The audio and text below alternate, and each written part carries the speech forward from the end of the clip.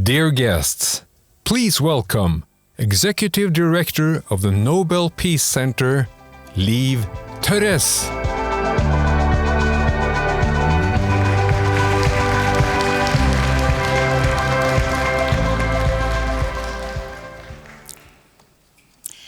I have an image frozen in my head, an image of an African woman at the seaside in the West African country of Mauritania.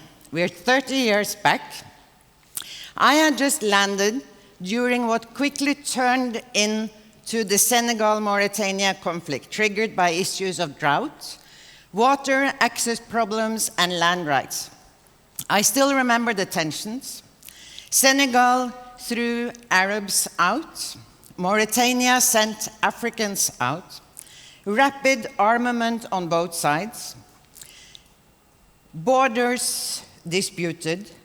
And the African woman stood there at the seaside, watching out at sea, waiting for her husband to come back from fishing and hoping to avoid being evicted without him. The catastrophic droughts and the expanding desertification in the Sahel belt contributed to the world's attention being turned towards environmental security. In the following years, we learned new words: environmental security, environmental conflicts, global warming. At some stage, we stopped talking about the environment and started talking about climate and climate change instead. In 2004, Wangari Maathai got the first Nobel Peace Prize focusing on the link between the environment and peace. And in 2007, the Peace Prize was awarded to Al Gore and the Intergovernmental Panel on Climate Change. Over the past 30 years, our knowledge has increased. We know now a lot more about the dangers, risks, and the solutions. Yet, action is limited, and climate change is accelerating. There are several reasons for the lack of or limited progress. Some of them you will hear more about over the next 2 days. But more than addressing the past, however, we need to address the future. We need to address solutions, and we need urgently to address action. Your Excellencies, distinguished guests, friends, and colleagues, welcome to Oslo Pax. My name is Liv Tørres, and I'm the lucky Executive Director of the Nobel Peace Center. And to us, this is a very historic event, a very special event. It's the first international peace conference arranged by the Nobel Peace Center. And we plan to have annual peace conferences like this. A special kind of peace conference, one which focuses on dialogue, intergenerational meetings, meetings between youth and influencers on the one hand, and decision makers on the other. A conference which aims for results and concrete solutions as a decisive step in global peace building.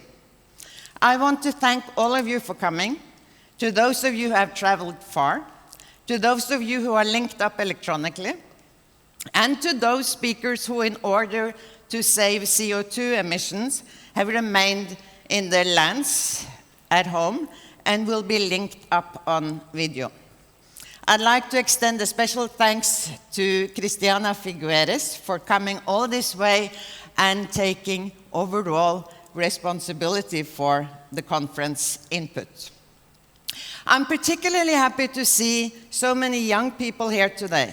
Youth have managed to put climate change firmly on the world agenda through the climate strikes and through concrete action and mobilization. Now it's up to decision makers to listen and to actually take responsibility. This is a call to action on one of the most important questions the world is facing today, climate change. I want to thank the Norwegian Ministry of Foreign Affairs for supporting this event and for great cooperation in preparing it. I also want to thank our sponsors, Telenor, Hydro, and ABB, and not the least Hyundai and Flytoget for making this event eco-friendly. And the fact that some of our visitors got stuck on the way from the airport yesterday because we were running out of electricity on the car is totally our responsibility and not the responsibility of Hyundai. And it made it all a lot more fun as well, I must admit. I'm not sure if Kumi Naidu thinks that, but he's here so he can respond to that later. Thanks to all good partners and friends who have cooperated with us in the preparations. Prio, Cicero, Spire, Changemaker, Climates, Accord, JCI, and ICDPB, as well as all the young activists who have given input of high value to the whole event. During these 2 days, we will listen to inspiring speakers, discuss important topics, and hopefully make new friends and bonds. But we shall also do some real peace work. I hope you have all signed up for the roundtables this afternoon and tomorrow, working tables where the summaries will provide input to the chair summary that will be handed over to the UN Climate Summit later this month. My ambition is that Oslo Pax, our call for action on peace and climate change, will be talked about and acted upon in the weeks and months to come. In that way, step by step, we change the world in a better direction.